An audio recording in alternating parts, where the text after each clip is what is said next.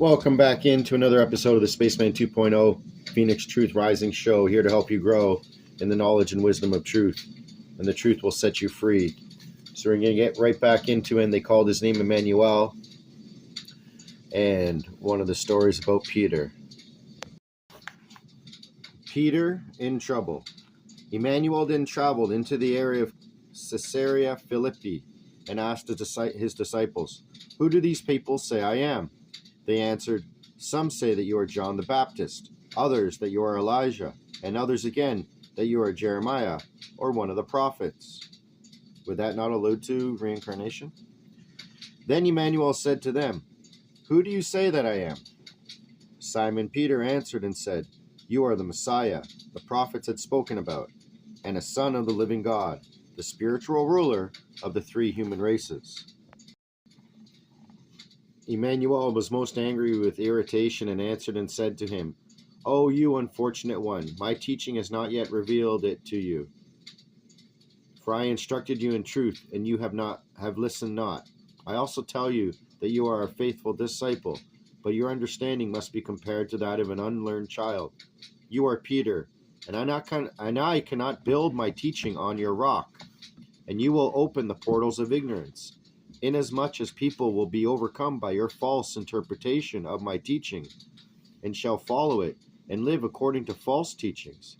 I cannot give you the key of the spiritual kingdom, or you would open it with false locks and false portals.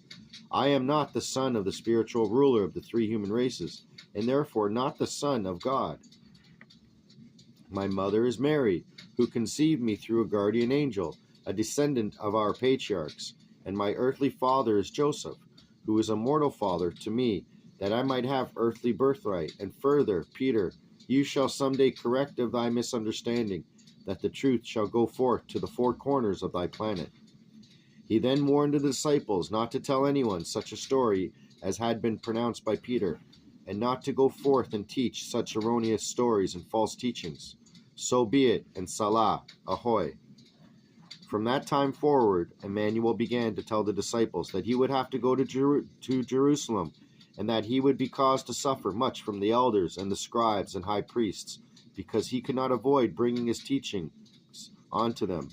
Peter was angry and said to him, "May God or the creation prevent that. This may not be allowed to happen to you, for they shall arrest, torture, and kill you." But Emmanuel turned to Peter in equal anger and retorted, "Get away from me, Satan. You are an annoyance, for you are not thinking in spiritual reasoning, but in human thought and desire." Simon Peter, again, you make me angry and show you're ignorant. Thinking. It is not alone your thinking, but it comes forth from thy lips in behalf of all mine accredited ones. Verily I say unto you this day, because of your ignorance the world will shed much blood, because you will falsify my teaching and spread it among the people, and it will become more and more twisted and inverted. You will be guilty of the deaths of many peoples, and of the origin of a false name for me, and of the evil insult of calling me the Son of God, and that God is the creation itself.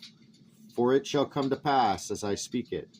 But you are still under the grace of my long-suffering patience, and you can still improve your ignorance by some measures.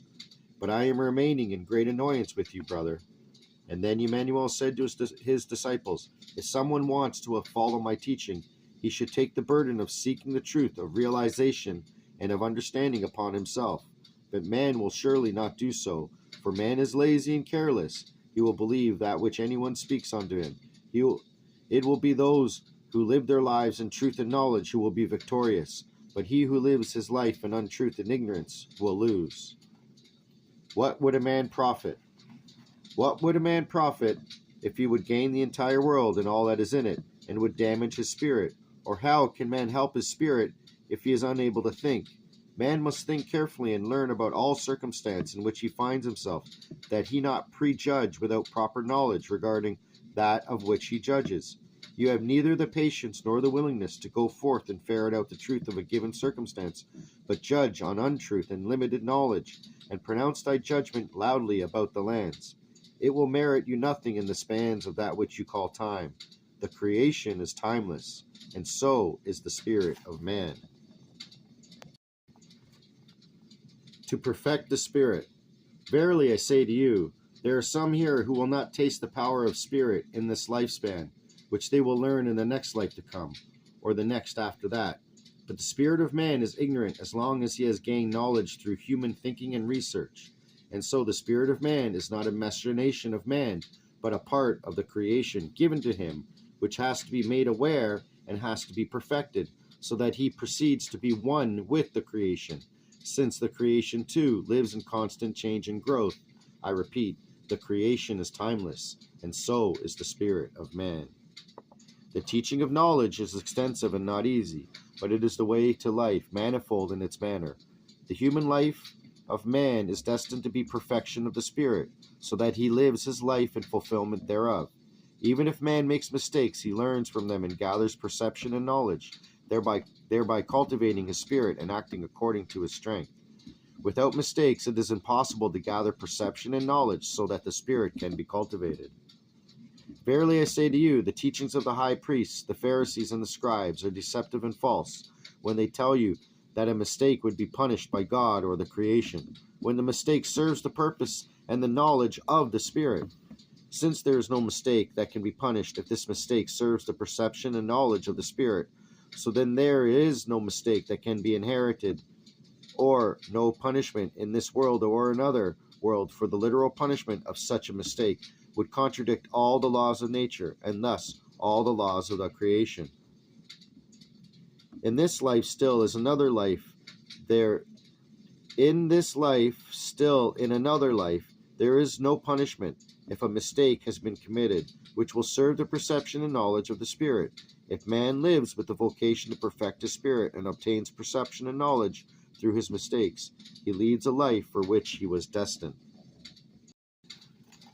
However, if man does not learn according to the rules and size of his spirit, which is governed by the law of the creation, he is led into things which have to be in accord therewith, since they are our destiny. It shall be long before man comes into his balance and understanding of these words.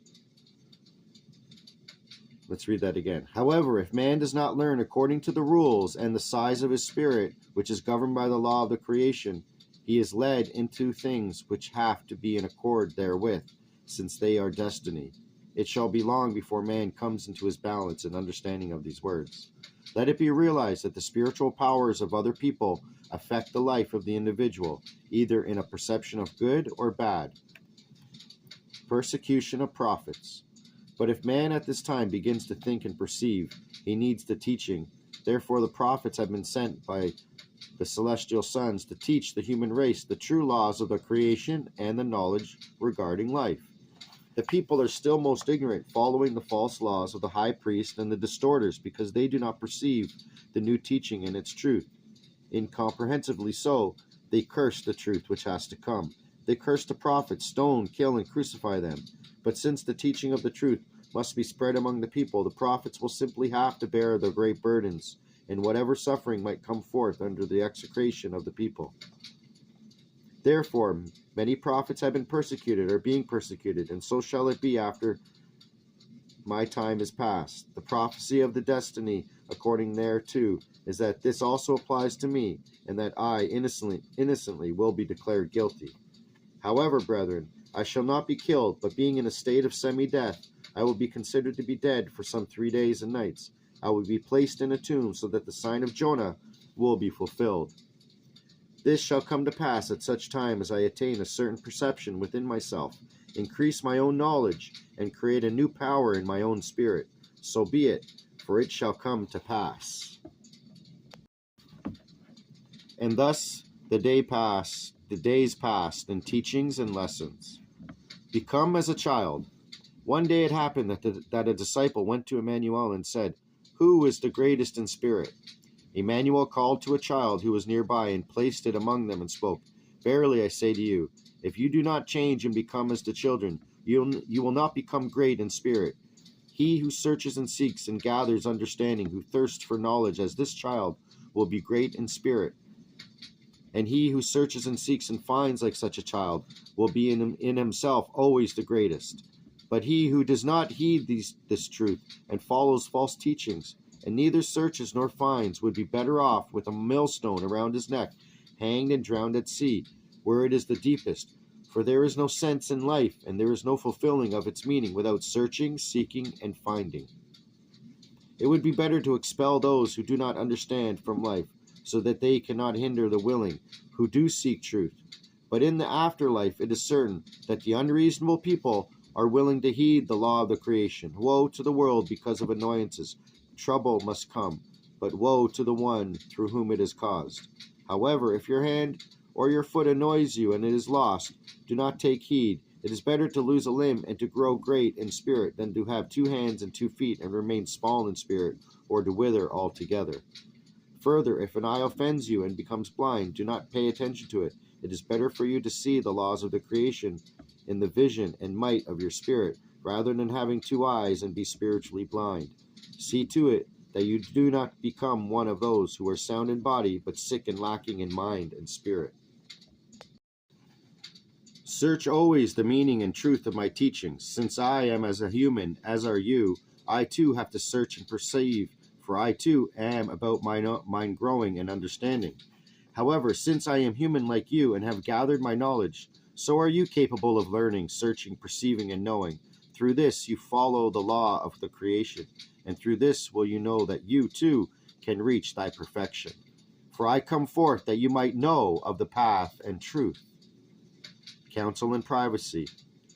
If your fellow man makes errors and embraces teaching and falseness, go to him and confront him in privacy.